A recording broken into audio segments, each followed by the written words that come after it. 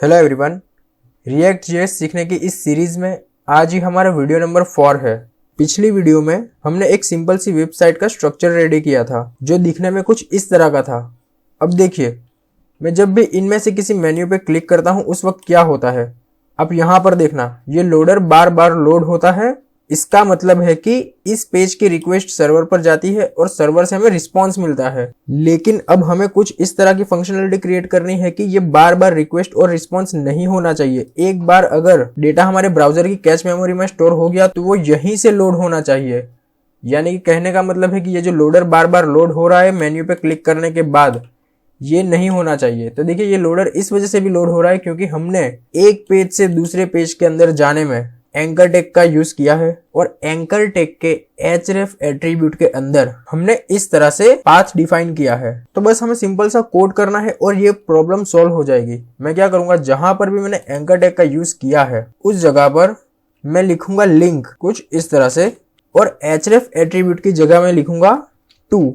अब मैंने link tag के साथ टू एट्रीब्यूट का यूज किया है और जहां पर एंकर टैग खत्म हो रहा था वहां पर भी मैं लिंक टैग को क्लोज कर देता हूं। मैं इसको जल्दी से कर देता हूं। तो स्टूडेंट्स, यहां पर हमने एंकर टैग की जगह लिंक टैग का यूज तो कर लिया, लेकिन सिर्फ इतना करने से हमारी प्रॉब्लम सॉल्व नहीं हो जाएगी। अभी अगर मैं इस कोड को रन करूं तो हमें एरर देखने को मिलेगा। देखिए, यहां पर लिखा है लिंक इज नॉट डिफाइंड। तो अब हमें क्या करना है कि देखिए, ये लिंक टैग कहां पर है, किसके अंदर यूज हुआ है, नेव बार के अंदर यूज हुआ है। और नेव बार जो है वो इस जगह पर है, index.js की फाइल के अंदर नेव बार को मैंने इस जगह पर यूज किया है। तो अब हमें क्या करना होगा, इस नेव बार को यहां से रिमूव करके कहां पर लिखना होगा, app.js के अंदर। मेरी बात को ध्यान से सुनना, index.js के अंदर जो नेव बार लिखा हुआ था इसको मैं यहां से कर दूंगा रिमूव, और app.js के अंदर ये जो पूरा कोड लिखा हुआ है ब्राउजर राउटर वाला, ये कोड, इस ब्राउजर राउटर का ये जो टैग है इसके अंदर मुझे नेव बार को डिफाइन करना होगा कुछ इस तरह से। ये हो गया, लेकिन हमें नेव बार को कहां पर दिखाना है, सबसे ऊपर टॉप में। तो मैं नेव बार को यहां पर पेस्ट नहीं कर सकता। मैं क्या करूंगा, नेव बार को ब्राउजर राउटर के साथ यहां से कट कर दूंगा और सबसे ऊपर रख दूंगा यहां पर। अब अगर ब्राउजर राउटर div एलिमेंट के बाहर है, ये है ना, ये div एलिमेंट इसके ऊपर है, यानी कि इसके बाहर है ब्राउजर राउटर, तो जो ब्राउजर राउटर का ये जो टैग यहां पर स्टार्ट हुआ है उसको मैं कहां पर क्लोज करूंगा, div के बाद में कट और यहां पर पेस्ट। तो देखिए, आधे से ज्यादा काम हमारा हो चुका। सबसे पहले हमने क्या किया, एंकर टैग की जगह लिंक टैग का यूज कर लिया। उसके बाद हमने index.js के अंदर से नेव बार को यहां से रिमूव कर दिया। अब एक मिनट, यहां से अगर मैंने नेव बार को रिमूव किया है तो मैं ये वाली लाइन भी यहां से डिलीट कर देता हूं क्योंकि इसका अब कोई मतलब नहीं बनता। और अगर मैंने यहां पर नेव बार को लिखा है इसका मतलब है कि मुझे यहां पर नेव बार को इंपोर्ट करना होगा। तो मैं लिखता हूं इंपोर्ट नेव बार। देखिए, ये ऑटोमेटिकली इंपोर्ट हो गया। अब मैं करता हूं इस फाइल को रन। मैंने किया सेव और रन, लेकिन देखिए प्रॉब्लम अभी भी है, अभी भी एरर दिख रहा है। तो अब इस कोड को रन करने से पहले मैं क्या करता हूं कि जहां पर मैंने लिंक टैग को यूज कर लिया है मैं उसको इंपोर्ट भी कर दूंगा। तो मैं यहां पर लिखूंगा लिंक और एंटर। इससे क्या होगा, रिएक्ट राउटर डॉम के अंदर से ये लिंक यहाँ पे इंपोर्ट हो जाएगा। अब मैं करता हूँ इसको सेव करके रन।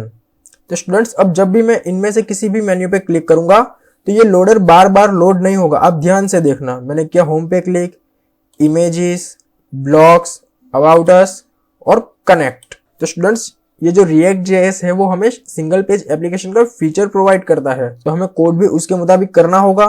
तो यहाँ पर मैंने जो थोड़ा सा आपको कोड करके दिखाया है लिंक टैग वाला, आप इसकी अच्छे से प्रैक्टिस करना। अब हम आगे बढ़ते हैं।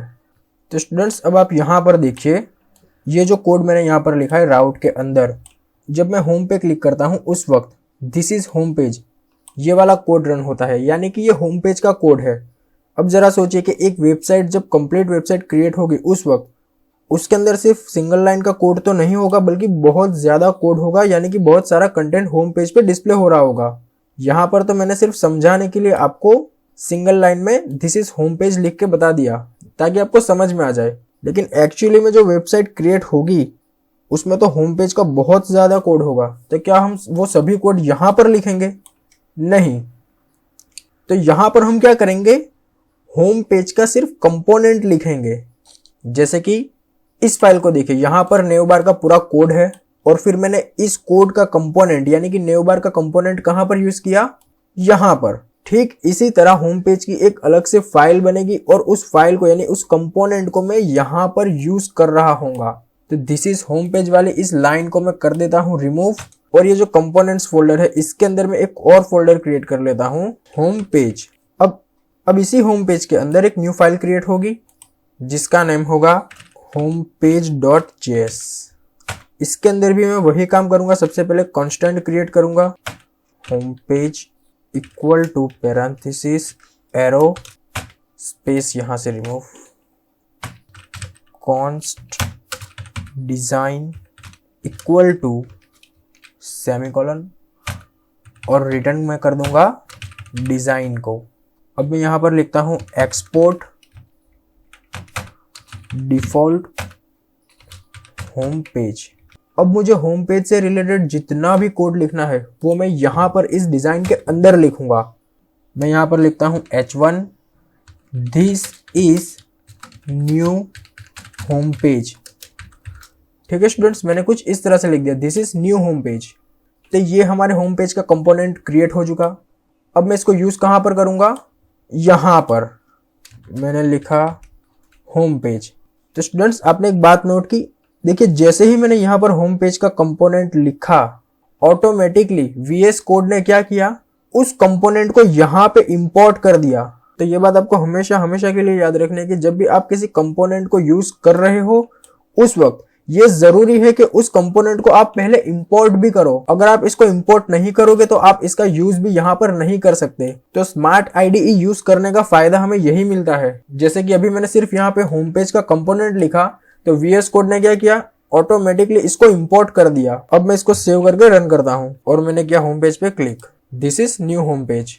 तो अभी अभी आपने क्या सीखा कि जब भी आप वेबसाइट पे काम करोगे यानी किसी प्रोजेक्ट पे काम करोगे उस वक्त आप डायरेक्टली यहाँ पे होम पेज का या फिर जो भी आपके मेन्यूज है उसका कोड एक ही पेज के अंदर नहीं लिख दोगे, बल्कि उसके अलग अलग कंपोनेंट्स को क्रिएट करोगे और उन कंपोनेंट्स को आप यहाँ पे डिक्लेयर करोगे। ठीक है, अब मैं यहाँ पर थोड़ा सा और कोड लिख के आपको समझाता हूँ। देखिए मैंने यहाँ पर एक और लाइन लिखी H2 और इसके अंदर मैं लिखता हूँ हेलो वर्ल्ड।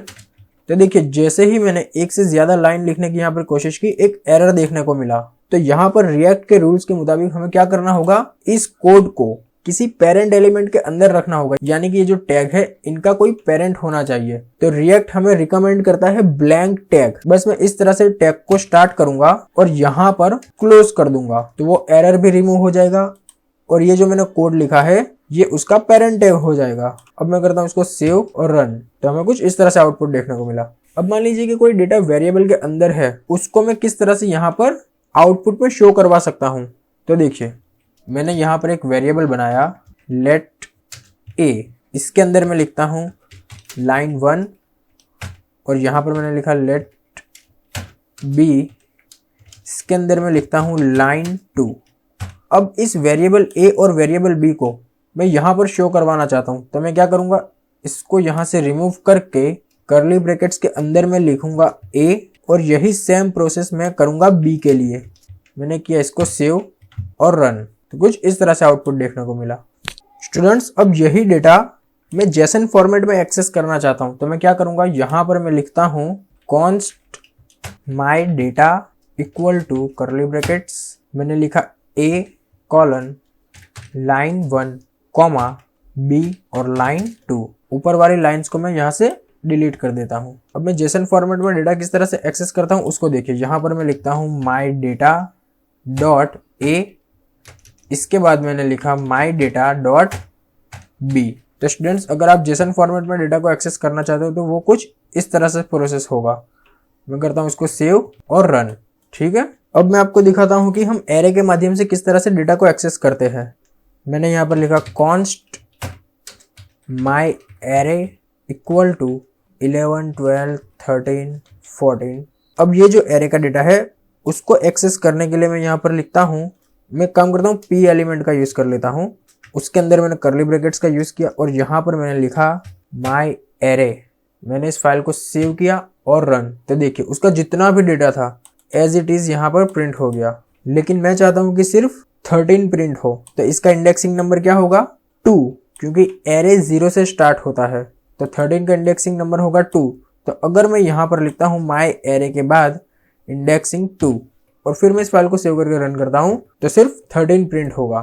तो यहाँ पर हमने ये भी देखा कि एरे के माध्यम से हम किस तरह से डेटा को एक्सेस करते हैं। स्टूडेंट्स, अब मैं आपको समझाता हूँ कि हम फंक्शन के माध्यम से किस तरह से डेटा को एक्सेस कर सकते हैं। तो मैंने यहाँ पर लिखा कॉन्स्ट माई फंक्शन, मैं काम करता हूँ शॉर्ट नेम लिखता हूँ माई फन इक्वल टू एरो, इसके अंदर मैं लिखता हूँ रिटर्न डिफरेंट डेवलपर।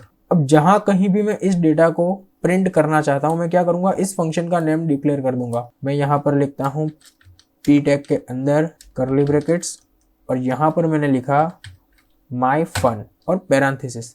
मैं करता हूं इसको सेव और रन। तो देखिए स्टूडेंट्स, यहाँ पर डिफरेंट डेवलपर भी प्रिंट हुआ। अब स्टूडेंट्स यहाँ पर देखिए ये जो लिखा हुआ है ना ऑब्जेक्ट माई डेटा, अगर मैं डायरेक्टली इसको पास करता हूं तो क्या होगा। देखिए मैं यहाँ पर कर्ली ब्रैकेट्स के अंदर सीधे सीधे लिख देता हूं माई डेटा। उसके अंदर से मैं कोई प्रॉपर्टी को एक्सेस नहीं करता, मैं डायरेक्टली ऑब्जेक्ट को ही यहाँ पर पास कर देता हूं। अगर इस वक्त मैं इसको रन करूं तो यहाँ पर हमें एरर देखने को मिलेगा, ये देखिए। तो इसको सॉल्व करने के लिए मैं जेसन के स्ट्रिंगिफाई मेथड का यूज करूंगा। तो मैंने यहाँ पर लिखा जेसन डॉट स्ट्रिंगिफाई और इसके अंदर मैं रख लूंगा माई डेटा नाम के ऑब्जेक्ट को। मैंने किया इसको सेव और रन। तो अब यहाँ पर देखिए ये हमें कुछ इस तरह से देखने को मिला। तो ये मेथड जेसन डॉट स्ट्रिंगिफाई वाली मैंने आपको इस वजह से दिखाई क्योंकि अभी मैं आगे आपको कुछ दिखाना चाहता हूँ। देखिए अगर मैं यहाँ पर डेट ऑब्जेक्ट को पास करता हूँ, मैंने लिखा न्यू डेट और पैरेंथेसिस। अब अगर मैं इसको रन करूँ तो हमें आउटपुट में कुछ भी देखने को नहीं मिलेगा क्योंकि मैंने वहां पर डायरेक्टली ऑब्जेक्ट को पास कर दिया था। तो इस प्रॉब्लम से बचने के लिए मैं फिर से वही करूंगा। मैंने लिखा जेसन डॉट स्ट्रिंगिफाई और इसके अंदर मैं रख लूंगा इस ऑब्जेक्ट को। मैंने किया सेव और रन। तो देखिए स्टूडेंट्स यहाँ पर आज का डेट प्रिंट हो गया। अब हम देखते हैं कि इसमें हम इवेंट को किस तरह से पास कर सकते हैं। मैंने यहाँ पर लिखा बटन, इसकी वैल्यू होगी क्लिक और इस बटन टैग के एट्रीब्यूट में मैंने लिखा ऑन क्लिक इक्वल टू, मैंने कर्ली ब्रैकेट्स के अंदर एक फंक्शन पास कर दिया जिसका नेम है इवेंट फन। लेकिन एक मिनट, ये जो इवेंट फन मैंने यहाँ पे फंक्शन पास किया है इसको अभी तक तो मैंने डिफाइन ही नहीं किया। तो मैं एक काम करता हूँ, यहाँ पर लिखता हूँ कॉन्स्ट इवेंट फन, इसके अंदर मैंने लिखा console dot log my name is Mohammed Arsil. तो क्या होगा, जब भी मैं इस बटन पे क्लिक करूंगा तब इवेंट फन वाला फंक्शन यहाँ से कॉल हो जाएगा और कंसोल के अंदर ये वाली लाइन लिख के प्रिंट हो जाएगी माई नेम इज मोहम्मद अर्सिल। अब यहाँ पर समझने वाली बात यह है कि इसके इवेंट में मैंने यहाँ पर फंक्शन तो पास किया है इवेंट फन, लेकिन मैंने यहाँ पर कोई पैरेंथेसिस नहीं लगाया इस तरह से, और आपको ये लगाना भी नहीं है। जैसे कि अभी कुछ देर पहले मैंने माई फंक को कॉल किया था, यानी माई फंक्शन वाले इस फंक्शन को कॉल किया था, तो यहाँ पर मैंने पैरेंथेसिस का यूज किया था क्योंकि इसको मैंने डायरेक्ट टैग के अंदर यूज कर लिया था। लेकिन ये जो इवेंट फंक्शन है उसको मैंने ऑन क्लिक नाम के इवेंट के अंदर यूज किया, तो यहाँ पर हमें पैरेंथेसिस लगाने की कोई जरूरत नहीं है। मैंने इसको सेव किया और रन। देखिए मैं करता हूँ यहाँ पे क्लिक, तो क्लिक करने के बाद क्या होगा, कंसोल डॉट लॉग के अंदर माई नेम इज मोहम्मद अर्सिल लिख के प्रिंट होगा, इंस्पेक्ट, और ये रहा कंसोल। तो देखिए स्टूडेंट्स यहाँ पर कंसोल में प्रिंट हुआ my name is Mohammed Arsil. Students अब मैं आपको दिखाता हूँ कि हम रिएक्ट में यहाँ पर इनलाइन सीएसएस का यूज किस तरह से कर सकते हैं। तो मैं इस बटन को ही डिजाइन कर लेता हूँ। मैंने यहाँ पर लिखा style equal to curly brackets के अंदर मैं पास करता हूँ BTN डिजाइन और यहाँ पर मैं डिफाइन करता हूँ कॉन्स्ट BTN डिजाइन। इसको मैं जेसन फॉर्मेट में ही पास कर देता हूं। मैंने यहां पर लिखा बैकग्राउंड कलर ब्लैक, कुछ इस तरह से देखने को मिला। इसके बाद मैं लिखता हूं पेडिंग 15 pixel, colour white, font family Verdana. मैं इसको सेव करके रन करता हूं तो कुछ इस तरह से हमें देखने को मिला। अब मैं काम करता हूं, अब मैं अगर इसकी फॉन्ट साइज भी बढ़ाना चाहता हूं तो इसको भी मैं बढ़ा सकता हूं। मैं क्या करूंगा, यहाँ पर लिखूंगा फॉन्ट साइज 15 पिक्सल, यहाँ पर कॉमा। स्टूडेंट्स जहां भी आप CSS की प्रॉपर्टी यूज करोगे आप इसके अंदर यहाँ पर कहीं पर भी हाइफन का यूज नहीं करोगे, बल्कि आप क्या करोगे, हाइफन के बाद जो भी कैरेक्टर होता है उसको आप कैपिटल में लिख दोगे। ठीक है, तो हमें कुछ इस तरह से आउटपुट देखने को मिला। तो यहाँ पर हमने क्या क्या सीखा कि हम एरे का यूज करके यहाँ पर डेटा को किस तरह से एक्सेस कर सकते हैं, जेसन फॉर्मेट में किस तरह से एक्सेस करते हैं। हमने यहाँ पर ये भी देखा कि हम फंक्शन को किस तरह से यूज करते हैं। इसके अलावा हमने json.stringify मेथड का भी यूज देखा और हमने देखा कि इवेंट को किस तरह से यूज करते हैं। आई होप कि यहां तक मैंने आपको जो भी पढ़ाया आपको समझ में आया होगा। आप इसकी 1-2 बार प्रैक्टिस करो, ये आपको बहुत आसान लगने लगेगा। अब हम देखते हैं कि रिएक्ट के साथ बूटस्ट्रैप का किस तरह से हमें यूज करना है। तो मैं यहाँ पर लिखता हूँ रिएक्ट बूटस्ट्रैप और यहाँ पर ये जो लिंक है react-bootstrap.github, इसको मैं करता हूँ ओपन, गेट स्टार्टेड। अब यहाँ पर ये जो कमांड लिखी हुई है ये इंस्टॉलेशन कमांड है, इसको मैं यहाँ से करूंगा कॉपी और जो भी मेरा प्रोजेक्ट है उसके अंदर मैं CMD के माध्यम से इसको पेस्ट करूंगा और इंस्टॉल करूंगा। तो इसके लिए ये जो करंट प्रोजेक्ट यहाँ पर रन हो रहा है इसको मुझे क्लोज करना होगा। मैंने प्रेस किया Ctrl+C+Y और एंटर। अब कमांड को पेस्ट करने के लिए मैंने यहाँ पे राइट क्लिक किया और एंटर प्रेस कर दिया। तो यहाँ पर बूटस्ट्रैप इंस्टॉल होना स्टार्ट हो गया। ये जो हमारा SPA वाला ये जो प्रोजेक्ट है उसके अंदर अब बूटस्ट्रैप भी इंस्टॉल हो जाएगा। उसके बाद मैं बूटस्ट्रैप की प्रॉपर्टीज का यूज कर सकता हूँ। ठीक है स्टूडेंट्स, यहाँ पर अब हमारे प्रोजेक्ट के अंदर हमें बूटस्ट्रैप का भी सपोर्ट मिलेगा। मैं प्रोजेक्ट को फिर से स्टार्ट करता हूँ। मैंने लिखा npm start और ये हमारा न्यू प्रोजेक्ट स्टार्ट, जिसके अंदर हमें बूटस्ट्रैप का सपोर्ट भी मिला हुआ है। अब मैं आपको दिखाता हूँ कि बूटस्ट्रैप का यूज किस तरह से करना है। तो ये जो इसकी डॉक्यूमेंटेशन है आपको इसको ध्यान में रखना है। आप यहाँ पर आ जाओगे कंपोनेंट्स में और यहाँ पर देखिए स्टूडेंट्स बूटस्ट्रैप के बहुत से कंपोनेंट्स यहाँ पर पहले से बने हुए हैं।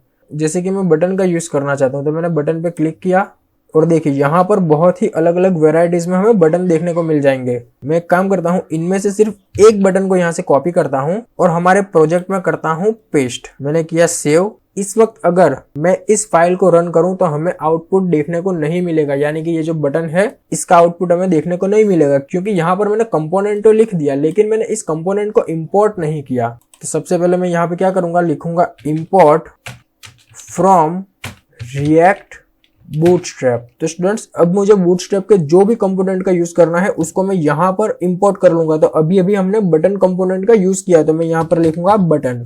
मैंने क्या इस फाइल को सेव और रन। तो देखिए यहाँ पर हमें बटन तो देखने को मिला लेकिन बटन के अंदर हमें बूटस्ट्रैप की कोई इफेक्ट देखने को नहीं मिली। तो ऐसा क्यों हुआ इसको समझिए।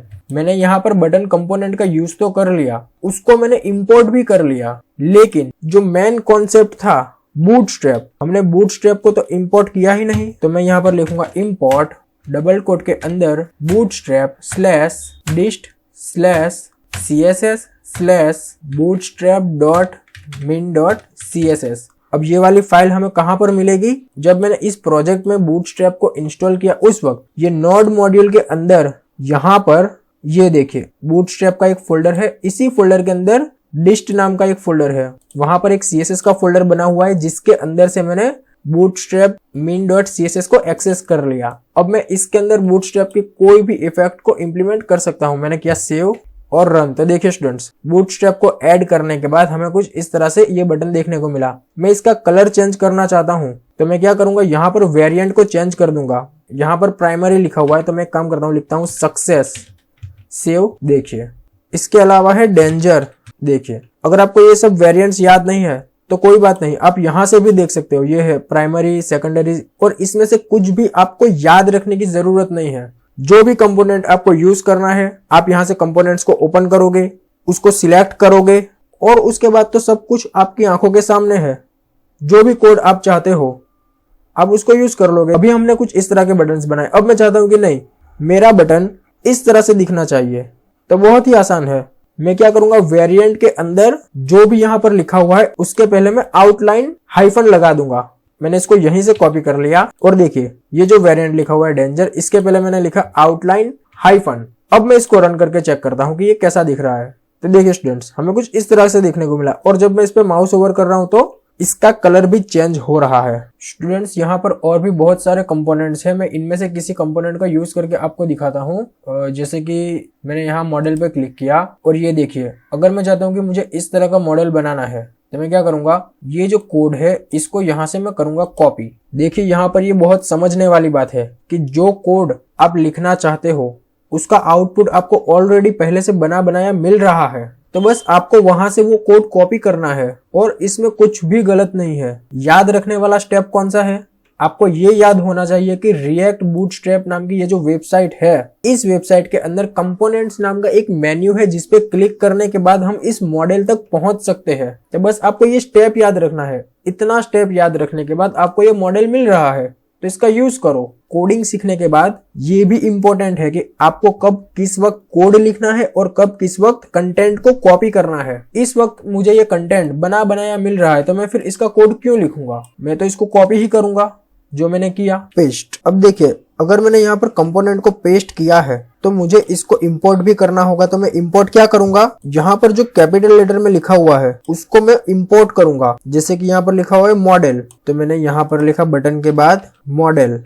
इसके अलावा अगर कुछ है तो मैं उसको भी इंपोर्ट करूंगा। तो यहाँ पर मॉडल के बाद और कुछ भी नहीं है। ये जो यहाँ पर लिखा हुआ है ना डायलॉग, हेडर, ये तो मॉडल के अंदर के क्लासेस है, तो हमें इनको इंपोर्ट नहीं करना बल्कि हमें मॉडल को ही इंपोर्ट करना है। ठीक है, इसको मैं करता हूँ सेव और रन। तो देखिए हमें यहाँ पर इस तरह से ये मॉडल देखने को मिला। अब हम देखते हैं कि रिएक्ट में हम एनिमेशन को किस तरह से ऐड करते हैं। तो यहाँ पर मैं लिखूंगा एनिमेट CSS और इस लिंक को मैं ओपन करूंगा। इसके बाद यहाँ पर आप ड्रॉप डाउन करोगे तो एक कमांड लिखी हुई मिलेगी npm install animate.css। इसको मैं यहाँ से करूंगा कॉपी और कमांड प्रॉम्प्ट के अंदर हमारे प्रोजेक्ट में मैं इसको करूंगा पेस्ट। सबसे पहले मैं प्रोजेक्ट को क्लोज करूंगा, Ctrl+C+Y, एंटर, पेस्ट और एंटर। तो यहाँ पर हमारे प्रोजेक्ट में एनिमेशन इंस्टॉल होना स्टार्ट हो गया और ये इंस्टॉल हो चुका। तो स्टूडेंट्स जैसा कि मैंने आपको पहले भी बताया हुआ है कि जब भी हम कोई लाइब्रेरी को इंस्टॉल करते हैं तो वो कहाँ पर आती है, ये जो रिएक्ट की डॉक्यूमेंटेशन है उसके अंदर ये नोड मॉड्यूल वाला जो फोल्डर है ना, नोड मॉड्यूल्स,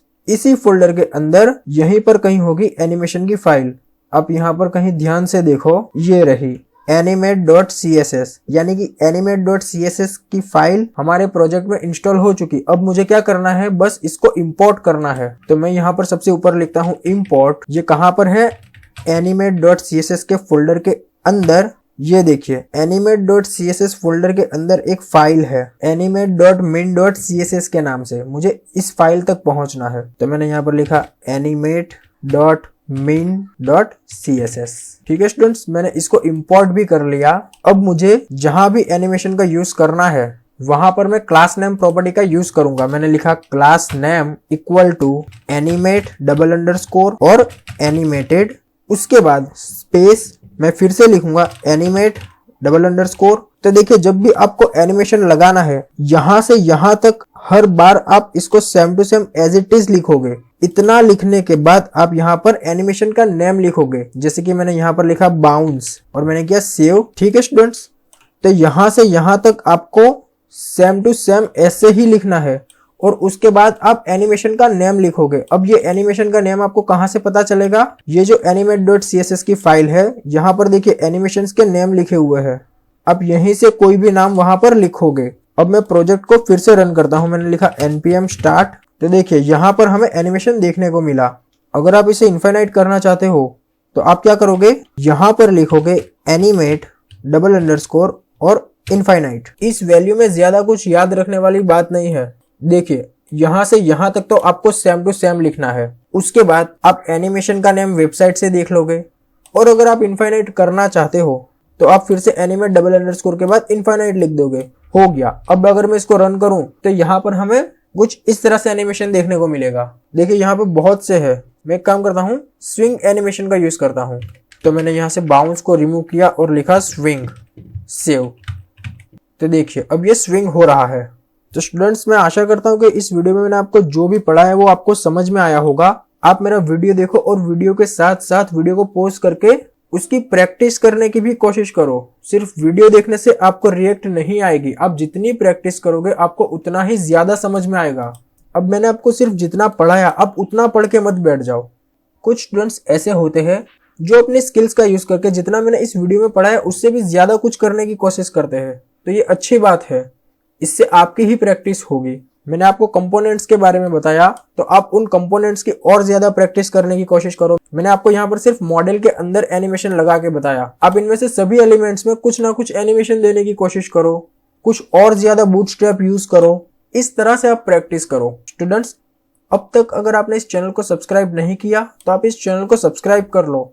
यहाँ पर आपको C++, जावा, पाइथन सब कुछ मिल जाएगा। और आपको एंड्रॉइड डेवलपमेंट सीखनी है तो आपको एंड्रॉइड डेवलपमेंट की भी वीडियोस यहाँ पर मिल जाएगी। यहाँ पर बहुत ही क्वालिटी कंटेंट है। और अगर आप SQL, MySQL सीखना चाहते हो तो आपको वो भी मिल जाएगा। आप इस चैनल को सिर्फ एक बार एक्सेस करो, इसमें बहुत ही नॉलेजेबल कंटेंट मैंने बना के रखा है।